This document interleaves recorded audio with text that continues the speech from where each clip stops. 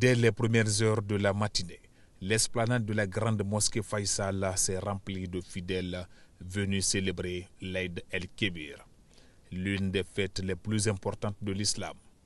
Parmi eux, le Premier ministre Amadou Ouriba, le chef du gouvernement, a accompli la prière collective dans un esprit de recueillement et de partage, en compagnie de membres du gouvernement et de plusieurs dignitaires religieux.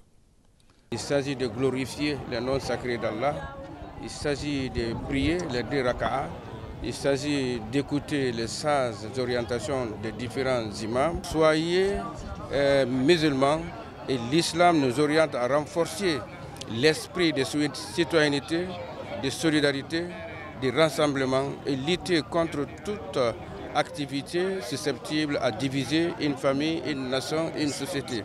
À travers ce geste de communion, le Premier ministre réaffirme l'importance de l'unité et de la fraternité dans un pays où les valeurs religieuses demeurent un ciment social.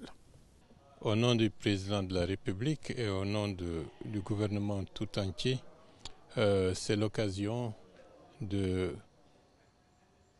saluer nos compatriotes, aussi bien musulmans que chrétiens, pour cette fête de la Tabaski, qui est le symbole du partage et aussi le symbole à l'origine pour une plus grande humanité dans le monde. C'est une occasion de remercier Dieu pour les bienfaits qu'il nous a accordés durant l'année écoulée et ensuite de continuer à le prier pour que les années à venir soient des années de stabilité, de bonheur, de partage, de solidarité, de fraternité et surtout de paix. Comme vous le savez, le monde d'aujourd'hui est plein d'incertitudes, de doutes. Les violences sont nombreuses lorsqu'on regarde les actualités quotidiennement. Le monde semble oublier que ce qui fait le sens de l'humain, c'est la recherche de la fraternité, de la solidarité et le développement du sens humain.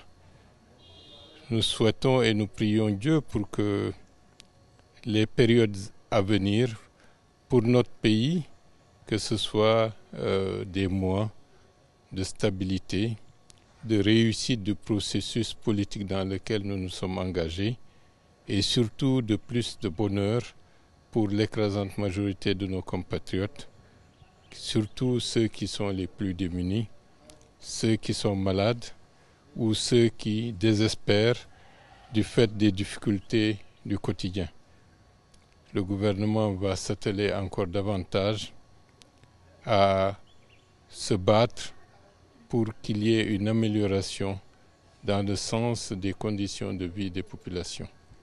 Le président de la République a instruit l'ensemble des membres du gouvernement d'aller dans cette direction, faisant preuve de plus d'écoute, de plus d'empathie pour le développement d'une plus grande fraternité et de solidarité entre nous tous.